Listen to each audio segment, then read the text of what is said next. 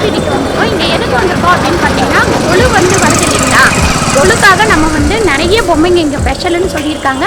அதனால அதெல்லாம் வாங்கலாம். வாங்க, இங்கே எவ்வளோ இருக்குது அப்படின்றத பார்த்துடலாம் வாங்க.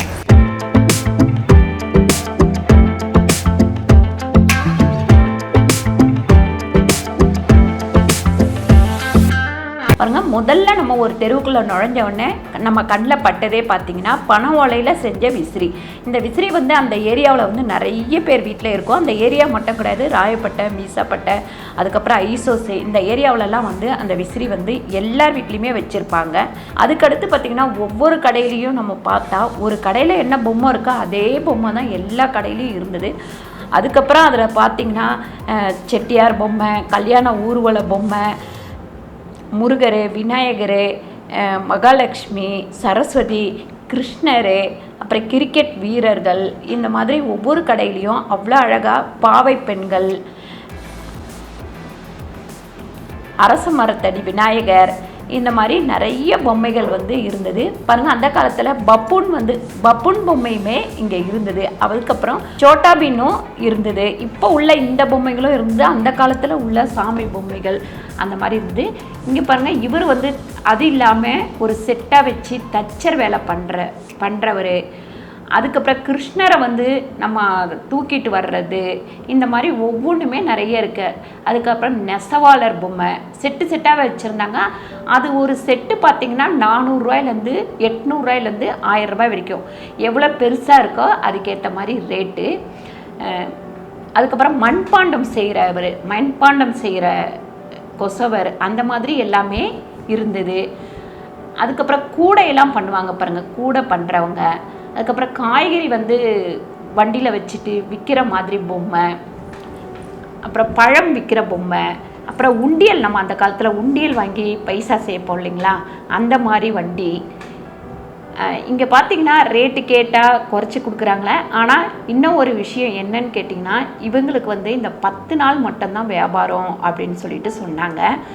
ஏன்னா இந்த 10 நாளைக்கு அப்புறம் நாங்கள் இந்த பிஸ்னஸ் பண்ண மாட்டோம், மீதி இருந்தாலும் எடுத்து வச்சுருவோம் அப்படின்னாங்க. முடிஞ்ச அளவுக்கு நீங்கள் வந்து கொஞ்சம் பேரம் பேசாமல் வாங்கினீங்கன்னா அவங்களுக்கும் ஒரு யூஸ்ஃபுல்லாக இருக்கும்.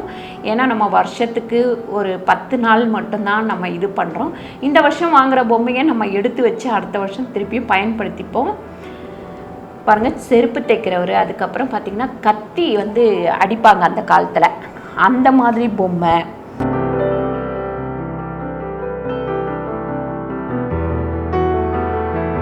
கிருஷ்ணர் பொம்மை தான் நிறைய இருந்ததுங்க. கிருஷ்ணர் பொம்மை, அதுக்கப்புறம் பிள்ளையார் பொம்மை, தலையாட்டி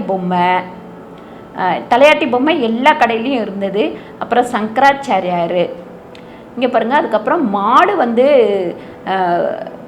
அதாவது கோமாதா மாடு வந்து நிறைய இருந்தது இந்த இடத்துல. அதுக்கப்புறம் கூடை பாருங்கள், கூடையெல்லாம் பின்னுவாங்க, கூடை முறம் அந்த மாதிரி பின்னுவாங்க. அது வந்து அப்படியே நேச்சுரலாகவே அங்கே கூடை வச்சுட்டு அந்த கூடையில் அவர் கை வச்சுக்கிட்டு இருந்தது. இங்கே வந்து பார்த்திங்கன்னா பிள்ளையார் பொம்மை எக்கச்சக்கமாக, சின்ன சைஸ்லேருந்து பெரிய சைஸ் வரைக்கும் பிள்ளையார் பொம்மை ஒவ்வொன்றும் பார்க்குறதுக்கு அவ்வளோ அழகாக இருந்தது. அதுக்கப்புறம் யானைப்படை அப்படிம்பாங்க, அந்த மாதிரி யானைப்படை இருக்கிற மாதிரியே நிறைய பொம்மை இருந்தது. அதுக்கப்புறம் குதிரைப்படை அப்படின்னு சொல்லுவாங்க, அதுவுமே இங்கே நிறைய இருந்தது. இந்த செக்ஷன் அப்படியே ஒவ்வொரு கடையில் வந்து யானை வச்சுருந்தாங்க, குதிரை, அதுக்கப்புறம் பிள்ளையார் படம் இந்த மாதிரி ஒரு இடத்துல வச்சுருந்தாங்க. இந்த முருகர் பார்த்திங்கன்னா அவ்வளோ ஒரு அழகாக இருந்தது. பார்க்கும் போதே வந்து பொன் கலர் மாதிரி ரொம்ப நேச்சுரலாக இருந்தது. சில கோயிலில் வந்து தங்கம் இது போட்டு ஆடை போட்டு வச்சுருப்பாங்க, அந்த மாதிரி இருந்தது. சரஸ்வதி பொம்மையுமே அவ்வளோ சூப்பராக இருந்தது அங்கே வச்சுருந்தது. வெள்ளை கலரு, அதுக்கப்புறம் பார்த்திங்கன்னா அவ்வளோ நேச்சுரலாக பண்ணி வச்சுருந்தாங்க.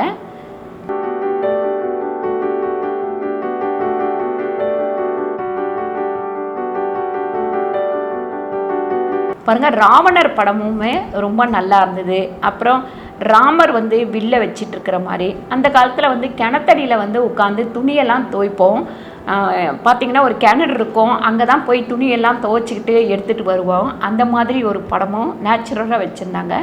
அதுக்கப்புறம் குட்டி குட்டி சாமான் பார்த்திங்கன்னா அந்த லைன் ஃபுல்லாகவே குட்டி குட்டி சாமான் நிறைய வந்து நான் மினியேச்சர் சேனலுக்கு தேடினப்போ எங்கே கிடைக்குதுன்னே தெரியாமல் ரொம்ப கஷ்டப்பட்டு தேடி தான் வாங்கினேன். பார்த்திங்கன்னா இங்கே போயிருந்தாக்கா நிறைய இருக்குது.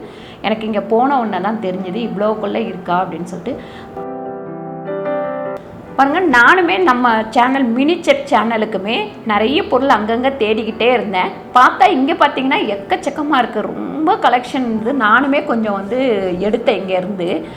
டிஃபன் கேரியரு, பக்கெட் மாதிரி, அதுக்கப்புறம் பீரோ, இந்த மாதிரி அங்கே பார்த்திங்கன்னா ஒரு கடையில் வந்து மினியேச்சருக்கு எல்லா பொருளும் வர வச்சு கொடுக்குறாங்களாம். அங்கேயுமே ஒரு கடை இருக்குது. நாங்கள் வந்து இதில் மேலே வந்து உங்களுக்கு அட்ரஸ்ஸு அது எல்லாமே காமிச்சிருக்கோம். இது பார்த்திங்கன்னா நம்ம அந்த காலத்தில் நார் வந்து தேய்ச்சி உடம்பு தேய்ச்சி குளிக்கிறதுக்கு பீர்க்கங்காய், இந்த பீர்க்கங்காய் வந்து கட் பண்ணோம்னா கசக்கும். இதை தான் வந்து நம்ம நாராக வந்து தயார் பண்ணுறது. அந்த கசப்புத்தன்மை தான் நம்ம உடம்புல உள்ள கிருமிகளெல்லாம் கொண்டுட்டு நல்லா வந்து உடம்பு பளபளன்னு இருக்கும் அந்த நார் போட்டு தேய்ச்சோம் அப்படின்னா. இப்போ வந்து நம்ம யாருமே அதை யூஸ் பண்ணுறது கிடையாது. இந்த கடை பார்த்திங்கன்னா இது ரெகுலராகவே இருக்குங்களாம். பீங்காம் பாத்திரம் தான் எல்லாம் நிறைய. அதுக்கப்புறம் மண் சட்டியுமே இங்கே இருக்குது. இங்கே பார்த்திங்கன்னா ஸ்டார்டிங்கே வந்து 25 ரூபாயிலேருந்து 2000 ரூபாயிலேருந்து 3000 ரூபாய் வரைக்குமே பொருளுங்க இருக்குது. நான் வந்து மினிச்சர் சேனலுக்கு சின்ன சின்ன பொருளுங்க தேவை இருக்குது அப்படின்னு சொல்லிட்டு நான் வாங்கினேன். அதுலேயுமே பார்த்திங்கன்னா இந்த மண்பாண்டம் மாதிரி இருக்கிற பொருளுங்க சில இதெல்லாம் வாங்கினேன். 450 ரூபா அப்படின்னு சொல்லிட்டு வாங்கினேன். கண்டிப்பாக நீங்கள் இந்த இடத்துக்கு போனீங்கன்னா உங்களுக்கு கிடைக்காத கலெக்ஷனே கிடையாது. எல்லா கலெக்ஷனும் உங்களுக்கு கிடைக்கும் அங்கே. நான் உண்மையிலே நிறைய தடவை மயிலாப்பூர் கோயிலுக்கு போயிருக்கேன். ரெண்டாவது நான் வளர்ந்தது எல்லாமே மீசாப்பட்ட ஏரியா தான். நாங்கள் நடந்தே அந்த கோயிலுக்கு மார்கழி ஃபுல்லாக போவோம். எனக்கு அப்போ கூட தெரியாது இந்த மாதிரி கொலு டைம் இப்படி கடை வைப்பாங்க அப்படின்னு. நானே வந்து போயிட்டு ரொம்ப பிரமிச்சு போய் நின்றுட்டேன். இவ்வளோ கடையா அப்படின்னு சொல்லிட்டு. நான் ஒரு தெருவு மட்டும்தான் சுற்றி வந்தேன். அந்த பக்கம் 4 பக்கமும் ரோடு இருக்குது. 4 பக்கமுமே இந்த மாதிரி பொம்மைங்களாம் வச்சு சூப்பராக வச்சுருக்காங்க. இந்த கடை பாருங்கள், இதில் வந்து கூடையெல்லாம் பார்த்திங்கன்னா அவ்வளோ அழகாக இருக்குது. கோயில் கொண்டு போகிற கூடை, மரம், அதுக்கப்புறம் வெங்காயம் கொட்டி வைக்கிற கூடை, காய்கறியெல்லாம் எடுத்து வைக்கிற கூடை அழகழகாக வந்து இருந்தது. இந்த கடையில் பார்த்திங்கன்னா உங்களுக்கு மினியேச்சர் சேனலுக்கு உங்களுக்கு டிஃபன் கேரியர்லேருந்து, அதுக்கப்புறம் பார்த்திங்கன்னா எடை, TV, fridge, washing machine, oven, இந்த மாதிரி எல்லாமே இந்த கடையில் வந்து இருக்குது. நம்ம கேட்டோம் அப்படின்னா ஆர்டர் கொடுத்தா அவங்க வர வச்சு கொடுப்பாங்களாம். இன்னொரு விஷயமும் சொன்னார், இங்கே வந்து பார்த்திங்கன்னா பேட்ரி போட்டு ஓடுற மாதிரியே கூட எல்லாமே நாங்கள் வச்சுருக்கோம்மா அப்படின்னு சொல்லிட்டு சொன்னாங்க. இங்கே சில பொருளெல்லாம் நான் வாங்கினேன். அதுக்கப்புறம் நம்ம வந்து நல்லா வந்து அழகுபடுத்துறதுக்கு புல் மாதிரி அந்த மாதிரியெல்லாம் கூட நிறைய இருந்தது. பூவு, மரத்தாலான பொருள் பாருங்கள், குங்குமச்சிமிழ், அதுக்கப்புறம் பார்த்திங்கன்னா கிளி, பாம்பு, டேபிள் சேரு, அதுக்கப்புறம் விநாயகர், மேளம், அதுக்கப்புறம் நாதஸ்வரம், இந்த மாதிரி எல்லாம் கூட இருந்தது. அதுக்கடுத்து இந்த ரெகுலராக இந்த லைன் ஃபுல்லாகவே இதெல்லாம் ரெகுலராகவே இருக்கிற கடை. கோயில் போனோம்னா நிறைய பேர் மயிலாப்பூர் கோயில் போனீங்கன்னா இந்த கடையெல்லாம் நீங்கள் பார்த்துருப்பீங்க. குளத்தை ஒட்டி உள்ள ஒரு இடத்துல லைனாகவே வந்து நமக்கு வந்து பொட்டு, மணி, இந்த மாதிரி செருப்பு கடை, துணி கடை, இந்த மாதிரி நிறைய இருக்குது. அதுக்கு எதிர்க்க ஆப்போசிட்டில் தான் நமக்கு இந்த மாதிரி கடையெல்லாம் போட்டு வச்சுருந்தாங்க. அதுக்கப்புறம் கோயிலை சுற்றி வந்தால் இந்த மாதிரி மணியெல்லாம் பார்த்திங்கன்னா மணி கலெக்ஷன்லாம் பார்த்திங்கன்னா ரொம்ப நல்லா. இந்த மணி வந்து 70 ரூபா சொன்னாங்க. நல்லா இருந்தது. எனக்கு தான் ஒரு டவுட்டு, பசங்களுக்கு வாங்கலான்னா கழுத்தோடு நிற்குமோ அப்படின்னு சொல்லிட்டு. ஆனால் கலராக சூப்பராக இருந்தது. ஒரு பாவாடை தாவணி கட்டினா, சாரீ கட்டினா இந்த மணி போட்டால் ரொம்ப நல்லாயிருக்கும். அதுக்கு பக்கத்துலேயுமே பார்த்திங்கன்னா ரொம்ப அழகான ஒவ்வொரு சாரீக்கும் மேட்சாக வந்து மணியெல்லாம் இருந்தது. அதுக்கப்புறம் நம்ம வந்து சிலர் கோலமே போட தெரியாது அப்படின்றவங்க நம்ம வந்து ஸ்டிக்கர் வாங்கி ஒட்டிப்போம். அந்த ஸ்டிக்கருமே இங்கே இருந்தது. ஒரு ஸ்டிக்கர் வந்து 20 ரூபாயிலேருந்து 50, 100, 150 அந்த சைஸுக்கு தகுந்த மாதிரி ரேட் இருந்தது. பாருங்கள், கண்டிப்பாக நீங்கள் மட்டும் போகாதீங்க, குழந்தைங்கள கூட்டிகிட்டு போய் காட்டுங்க. நம்ம கொலு வைக்கிறவங்க தான் போகணும் அப்படின்னு சொல்லிட்டு கிடையாது. எல்லாருமே போய் நீங்கள் குழந்தைங்களுக்கு காமிச்சாலே ரொம்ப ஆர்வமாக பார்ப்பாங்க. ரொம்ப இன்ட்ரெஸ்டிங்காகவும் இருக்கும். இங்கே குழந்தைங்கள கூப்பிட்டு போனால் அப்படியே பேசிக்கிட்டே நடந்து வரும்போது பார்த்திங்கன்னா நம்ம சப்ஸ்கிரைபர் 2 பேருமே நம்மளை பார்த்துட்டாங்க. எனக்கு ஒரே சந்தோஷம். அவங்க வந்து ரொம்ப நேரம் நின்று பேசிட்டு அதுக்கப்புறம் ஃபோட்டோலாம் எடுத்துகிட்டு போனோம்.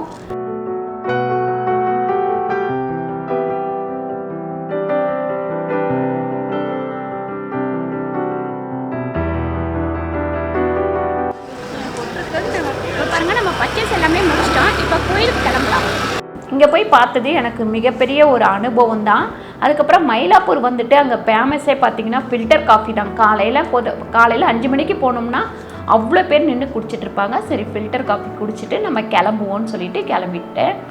இந்த வீடியோ உங்களுக்கு பிடிச்சிருந்தா லைக் பண்ணுங்கள், ஷேர் பண்ணுங்கள், சப்ஸ்கிரைப் பண்ணுங்கள், ஃபேஸ்புக்கில் ஷேர் பண்ணுங்கள், மறக்காமல் கமெண்ட் பண்ணுங்கள்.